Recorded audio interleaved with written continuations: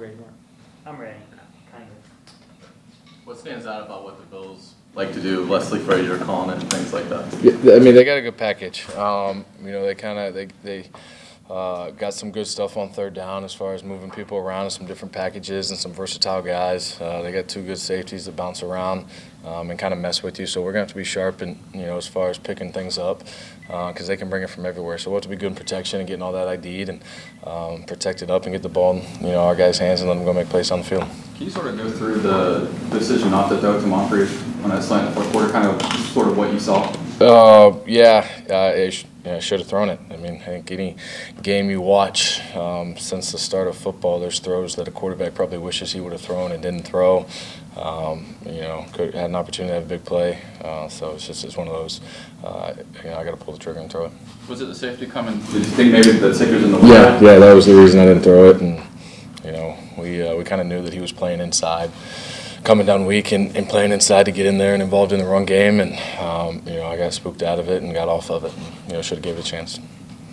Oh, good. I was going to be snarky. Go ahead. No. What do you remember about the last trip to Buffalo, the way that game ended specifically? I remember it was cold, not as cold as it could have been, I guess, and just having an opportunity and not finishing, not closing it out. So I mean that's definitely something that we're working to change. As far as the way this season's gone so far, and some opportunities that we feel like we've kind of let go, is being able to close game out and finish games and finding ways to win. What's been the message to the team from Doug?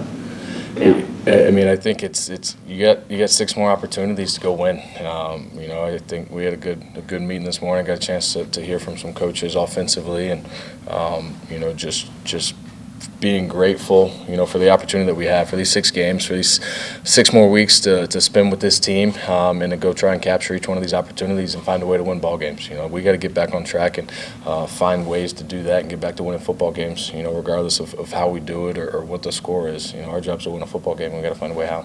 Offensive coaches talking to the team, is that different? That was different? Well, it was just us in the offensive meeting. Oh, I got you. Yeah. This is a little off subject a little bit, but what kind of receiver do you think Jalen could be? I got no idea. I know he's obviously got incredible ball skills and ability to make plays that not a whole lot of other people do. So I'm sure if you put a little time and work into it, it wouldn't take long for him to be pretty good. What stands out to you from the playoff game, the touchdown to Koyak?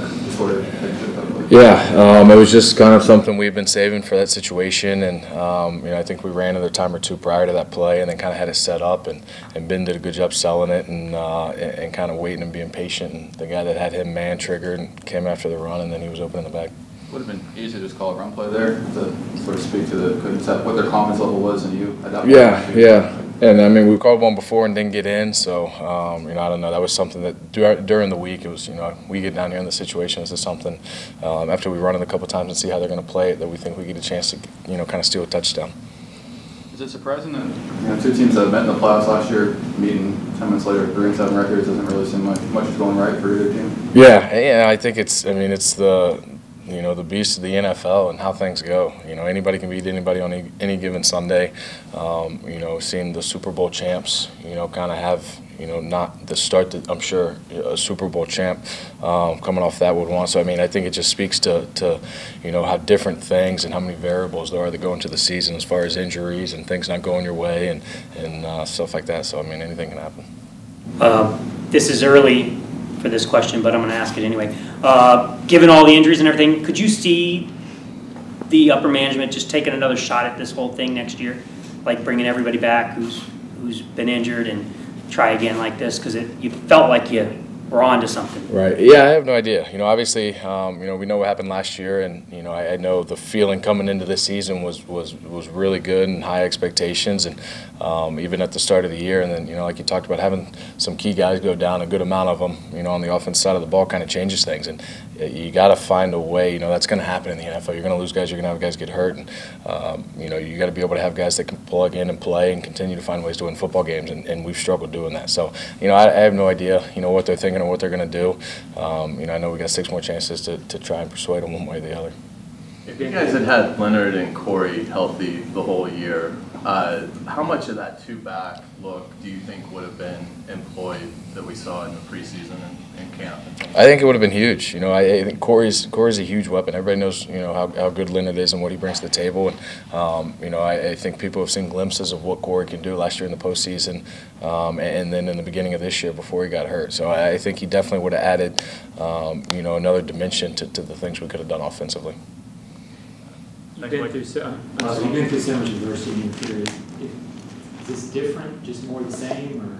Yeah, I mean, you know, to me, it's all the same. There's problems and there's challenges, and you either got to find a way to overcome them or you don't, and you live with the consequences one way or the other. So, you know, I think it's a challenge, you know, for me, I think for everybody individually, and for us as a team and a unit, and, you know, I got all the confidence in the world that we can fight through this thing together and come out the other side. Thanks, Blake. Appreciate it.